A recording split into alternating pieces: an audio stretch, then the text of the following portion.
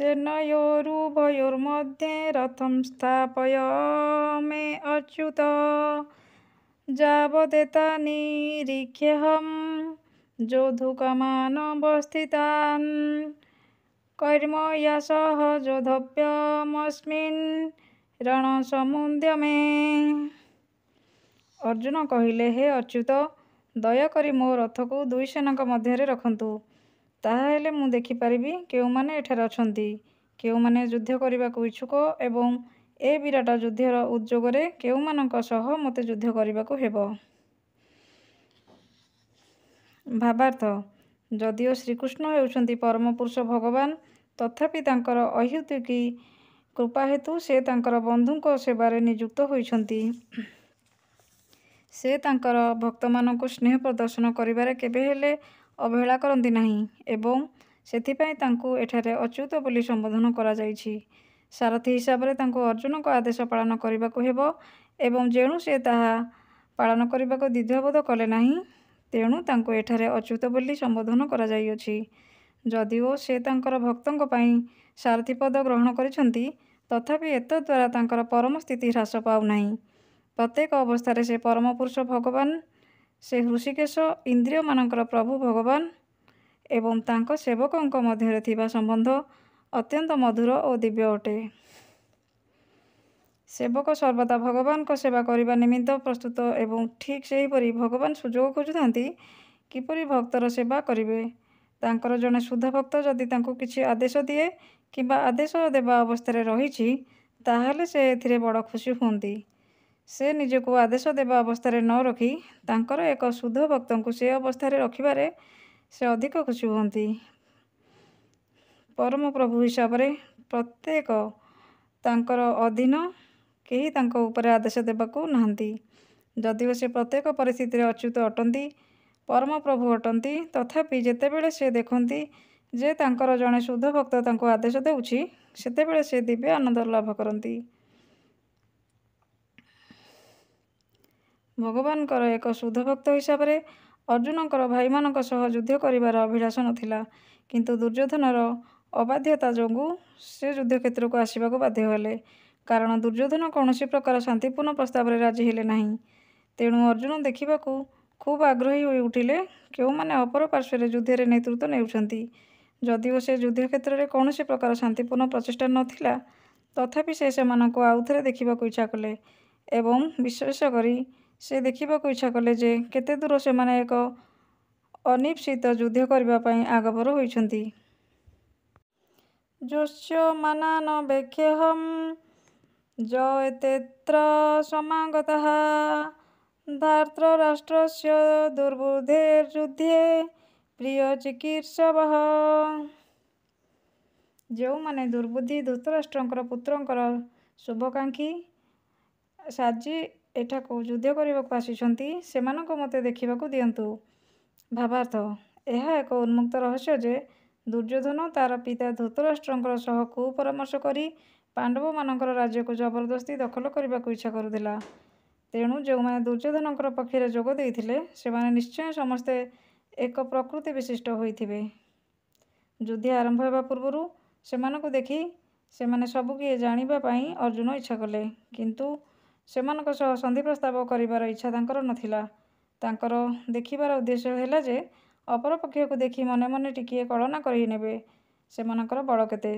ଯଦିଓ ସେ ଏକଥା ଭଲ ରକମ ଜାଣିଥିଲେ ଯେ ତାଙ୍କ ପକ୍ଷର ବିଜୟ ସୁନିଶ୍ଚିତ, କାରଣ ଶ୍ରୀକୃଷ୍ଣ ତାଙ୍କ ପାଖରେ ଅଛନ୍ତି, ତଥାପି ସେ ଯୁଦ୍ଧକ୍ଷେତ୍ରରେ ଅପର ପକ୍ଷର ସୈନ୍ୟବଳ କଳନା କରିବାକୁ ଇଚ୍ଛା କଲେ। ଏବମୁକ୍ତ ହୃଷୀକେଶୋ ଗୁଡ଼ାକେଶେନ ଭାରତ ସେନୟୋରୁଭୟୋର୍मध्ये ସ୍ଥାପୟିତ୍ୱା ରଥୋତ୍ତମମ୍। ସଞ୍ଜୟ କହିଲେ, ହେ ଭରତବଂଶଜ, ଏହିପରି ଅର୍ଜୁନଙ୍କ ଦ୍ୱାରା ସମ୍ବୋଧିତ ହୋଇ ଭଗବାନ ଶ୍ରୀକୃଷ୍ଣ ଉଭୟ ସେନା ମଧ୍ୟରେ ନିଜର ଶ୍ରେଷ୍ଠ ରଥକୁ ସ୍ଥାପନ କଲେ। ଭାବାର୍ଥ, ଏ ଶ୍ଲୋକରେ ଅର୍ଜୁନଙ୍କୁ ଗୁଡ଼ାକେଶ ବୋଲି କୁହାଯାଇଅଛି। ଗୁଡ଼ାକ ଶବ୍ଦର ଅର୍ଥ ହେଲା ନିଦ୍ରା। ଯେ ନିଦ୍ରାକୁ ଜୟ କରିଥିଲା, ତାକୁ ଗୁଡ଼ାକେଶ କୁହାଯାଏ। ନିଦ୍ରା କହିଲେ ମଧ୍ୟ ଅଜ୍ଞାନତାକୁ ବୁଝାଏ। ତେଣୁ ଅର୍ଜୁନ ଉଭୟ ନିଦ୍ରା ଓ ଅଜ୍ଞାନତାକୁ ଜୟ କରିଥିଲେ। ସେ ଶ୍ରୀକୃଷ୍ଣଙ୍କର ସଖା ହୋଇଥିବାରୁ ଏ ଦୁଇଟିରୁ ଜୟ କରିପାରିଥିଲେ। ସେ ଶ୍ରୀକୃଷ୍ଣଙ୍କର ଜଣେ ବଡ଼ ଭକ୍ତ ହୋଇଥିବାରୁ ମୁହୂର୍ତ୍ତଙ୍କ ପାଇଁ ସୁଦ୍ଧା ଶ୍ରୀକୃଷ୍ଣଙ୍କୁ ଭୁଲି ପାରୁନଥିଲେ। ତାହା ହେଉଛି ଏକ ଭକ୍ତର ଲକ୍ଷଣ।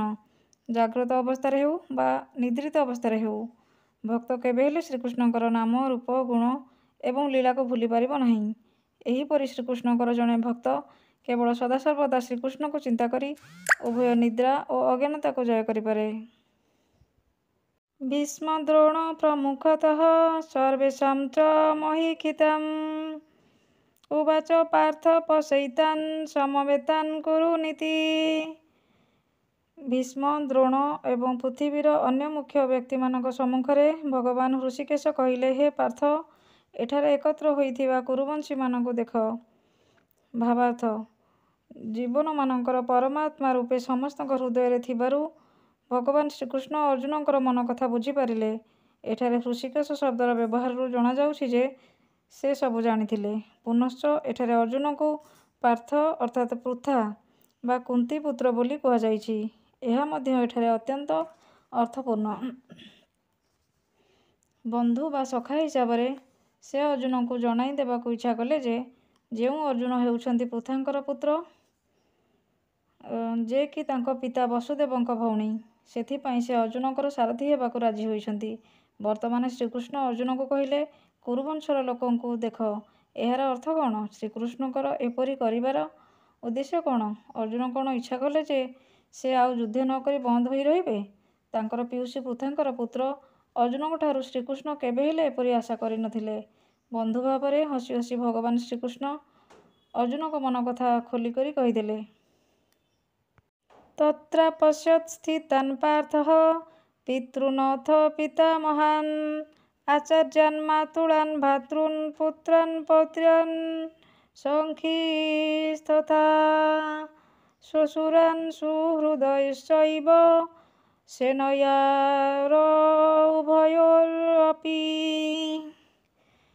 ଦୁଇ ପକ୍ଷର ସେନା ମଧ୍ୟରେ ଅର୍ଜୁନ ଦେଖିପାରିଲେ ଯେ ତାଙ୍କର ପିତା, ପିତାମହଗଣ, ଆଚାର୍ଯ୍ୟ, ମାମୁଁ, ଭାଇ, ପୁଅ, ନାତି, ବନ୍ଧୁଗଣ, ଶ୍ୱଶୁର ଏବଂ ଶୁଭାକାଂକ୍ଷୀଗଣ ସମସ୍ତେ ଉପସ୍ଥିତ ଅଛନ୍ତି। ଭାବାର୍ଥ, ଯୁଦ୍ଧକ୍ଷେତ୍ରରେ ଅର୍ଜୁନ ତାଙ୍କର ସମସ୍ତ ବନ୍ଧୁବାନ୍ଧବକୁ ଦେଖିପାରିଲେ। ସେ ଦେଖିପାରିଲେ ଯେ ସେଠାରେ ଭୂରିଶ୍ରବାଙ୍କ ପରି ପିତୃତୁଲ୍ୟ ବ୍ୟକ୍ତିଗଣ ଅଛନ୍ତି, ଭୀଷ୍ମ ଓ ସୋମଦତ୍ତଙ୍କ ପରି ପିତାମହଗଣ ଅଛନ୍ତି, ଦ୍ରୋଣାଚାର୍ଯ୍ୟ ଓ କୃପାଚାର୍ଯ୍ୟଙ୍କ ପରି ଗୁରୁମାନେ ଅଛନ୍ତି, ଶୈଲ୍ୟ ଓ ଶଙ୍କୁନିଙ୍କ ପରି ମାମୁଁମାନେ ଅଛନ୍ତି, ଦୁର୍ଯ୍ୟୋଧନଙ୍କ ପରି ଭାଇମାନେ ଅଛନ୍ତି, ଲକ୍ଷ୍ମଣଙ୍କ ପରି ପୁତ୍ରମାନେ ଅଛନ୍ତି, ଅଶ୍ୱତ୍ଥାମା ପରି ବନ୍ଧୁମାନେ ଅଛନ୍ତି ଏବଂ କୃତବର୍ମାଙ୍କ ପରି ଶୁଭାକାଂକ୍ଷୀ ବନ୍ଧୁମାନେ ଅଛନ୍ତି। ଆହୁରି ମଧ୍ୟ ସେ ଦେଖିପାରିଲେ ଯେ ସେନା ମଧ୍ୟରେ ତାଙ୍କର ଅନେକ ବନ୍ଧୁବାନ୍ଧବ ଅଛନ୍ତି। ତାନ୍ ସମୀକ୍ଷ୍ୟ ସ କୌନ୍ତେୟଃ ସର୍ବାନ୍ ବନ୍ଧୂନବସ୍ଥିତାନ୍ କୃପୟା ପରୟାବିଷ୍ଟୋ ବିଷୀଦନ୍ନିଦम् ଅବ୍ରବୀତ୍।